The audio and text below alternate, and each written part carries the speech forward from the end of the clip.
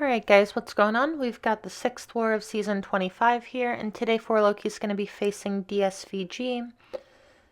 These guys are in Masters, they have been for a while. So we know that it's not going to be an easy war. I think that they died they didn't die a whole lot to, I think it was New Nation they had faced, so we knew that it was going to be kind of tight. Let's go ahead and take a look at their defense here. So interestingly, I'm going to scout this map. I didn't do it live. I was a little bit busy, but I see Korg on path 1, which is becoming more common and I actually think is pretty good placement. Killmonger on path 2, that's fine. And of course Weapon X. Mr. Sinister on path 5 feels kind of like a waste. Mordo is good placement.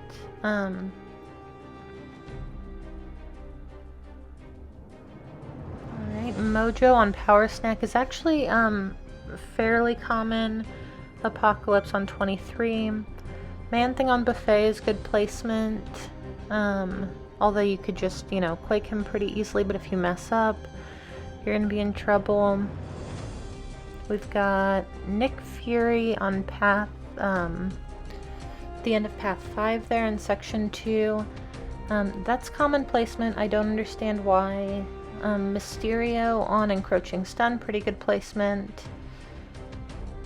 Thing on Powerful from Afar and Kinetic Transference. Used to be good placement, but now everybody just quakes it. We've got a Nova boss.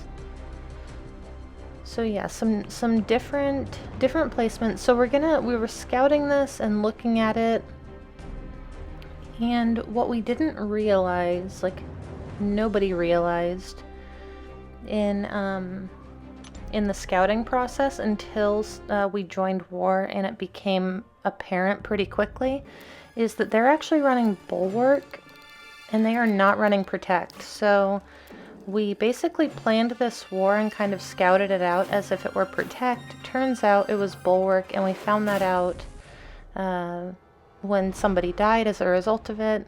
So it's on all of us. We all should have realized it. So I'm boosting pretty big, and the only reason I'm boosting big is because I'm currently on a deathless streak. I don't want to jinx myself, so I haven't really said anything until now. But I think I've gone 93 fights now without dying, and I've gone 16 wars. So I'm trying to get up over 100. So here I'm just slow playing this fight. I'm gonna go ahead and use a special 2, and that will kill him. Super easy fight. I understand why he's there. And again, during that fight, I did not realize that was Bulwark. So now I'm just gonna move up here for TJ. TJ's gonna take that fight with Archangel. He was originally going to take it with either Warlock or Magneto, I don't remember who, but he ended up using Archangel because we found out about the Global. And then this is going to be Iron Man Infinity War on Rage. So I don't really understand this placement. Human Torch is a pretty common option to counter Rage, and Human Torch is obviously really good for Iron Man Infinity War.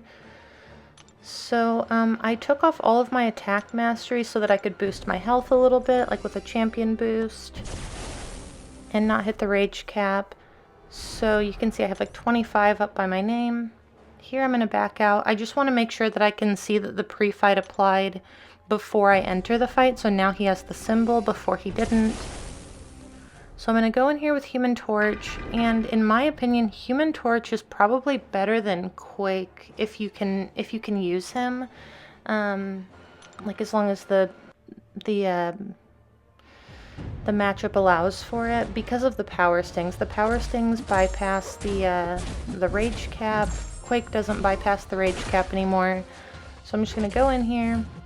I'm going to do some reparrying. I'm not the best at reparrying. A lot of times I just block the first hit and then parry the second. I am trying to get better at the multiple parries in a row though. Like right there I got one. So yeah, and there I got another one. So I have been practicing it, but Either way, this is going to be a super straightforward fight. The power stings are going to do quite a bit of damage. I'm never going to trigger rage during this fight unless I do something like, you know, just silly, like throw a special attack, which I'm not going to do unless I get cornered. And if you do trigger rage during this fight, he also has enhanced fury, so you are going to take quite a bit of block damage. And I mentioned in my last video that I don't really care for Human Torch because I think he's kind of squishy, like he doesn't have a ton of block proficiency. And this is pretty much why. Like you can see, I've nailed almost every reparry. I have taken a few just like regular block hits, but I'm already at 73%, and that's with like boosted health and like a champion boost on. So I definitely don't want to trigger the fury buff during this fight. So here, I'm gonna go ahead and bait out the special one, and the power sting kills him. So really straightforward. I was not terribly nervous about that fight at all. And then this next fight here, this is going to be a rank 3 Kingpin on Power Focus 2 and Aggression Prowess. I understand why he's here. I do think that there are better places for him on the map though. You know, I mean, he can easily be Quaked here. I probably, if I had Quake on the team, I probably would have opted to Quake him here instead of using Omega. Just because then you never have to worry about baiting out a special attack. So you can see we already have him at 25 spores. Gonna go ahead and bait out the special one. He's being really cooperative right now. Lock in our degen again. And you can see he's going down so quickly. That was like a 30-second fight.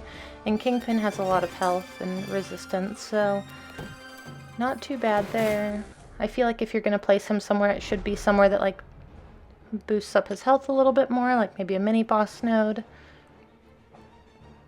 So this is going to be Nick Fury. This has Ebb and Flow, Intercept, and Crumbling Armor, and Redoubled Determination. So I'm not going to do a great job here in the beginning of getting my spores up. He's kind of like stutter stepping a lot, I think is what it is. So I'm going to get an Intercept here, but you know, I only have 15 spores on him, so I'm just going to hit him as little as possible. You can see he's getting a lot of power from the Redoubled Determination. He just got his protection back, not a big deal. We're 30 seconds in, and he's already down to like 25%. So all I'm going to do here is just reapply my degen, and that's it. And I don't even think I'm going to go for another Intercept during this matchup, so throws his special 2 right away, which is perfect. Just going to hit him a couple times. Here he's going to get passive. It's okay. I'm just going to stay close, try to keep the 10 spores on him. And yeah, so 2-hit combo, go immediately into a block. Once I block, he will usually throw a heavy attack.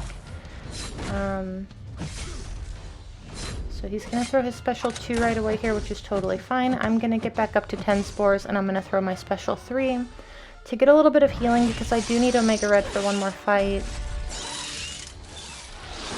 So yeah, I mean, overall, if you guys know why Nick Fury is always placed here, please let me know, because I can't figure it out. He is not... So I guess I did go for one more Intercept. He's not super hard here. There are nodes where he is really hard, in my opinion. And this just isn't one of them, but I see him here, like, all the time. Maybe because Archangel is, like, a counter to him, and it has the Redoubled Determination. I really don't know. Okay, so here, I'm gonna take this MCoC. Originally, it was going to be Carl with Warlock. But because of the global, we actually changed it up. So this has Brute Force and I think it's Spry, but either way, you know, every time that he auto blocks me, he's gonna get power gain. So right now I'm just trying to build up my spores, and that's pretty much the game plan here. I am going to make a mistake during this fight. And you'll see it coming up pretty soon here. So there he got his indestructible, which is kind of annoying.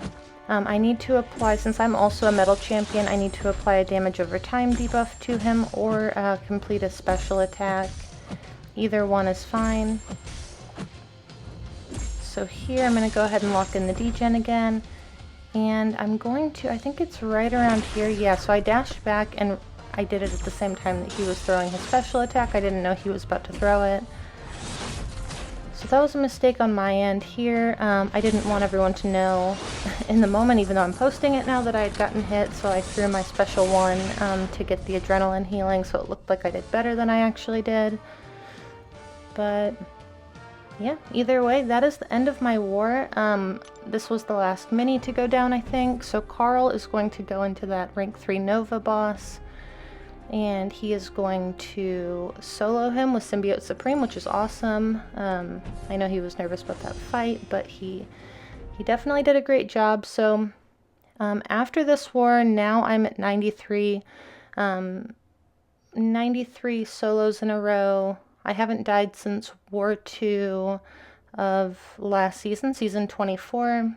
So I'm on a pretty good streak right now, knock on wood. I don't want to jinx myself, but I have like discussed it, so I guess I can say it out loud now. And yeah, so we did end up winning this war. It was super, super, super close until the very end. I think that we were ahead for a little bit, and then they were ahead for a little bit, and then we were tied for a little bit, and then finally we had cleared before them, and they died one more time, and I think at that point they just kind of gave up. So but yeah, great war to these guys. It's definitely nerve-wracking, and I'm glad that we finally got a win. We've had some really rough wars lately, so hopefully, you know, we can kind of turn those around and continue to do better. But either way, thank you guys so much for watching, and I will see you in the next one.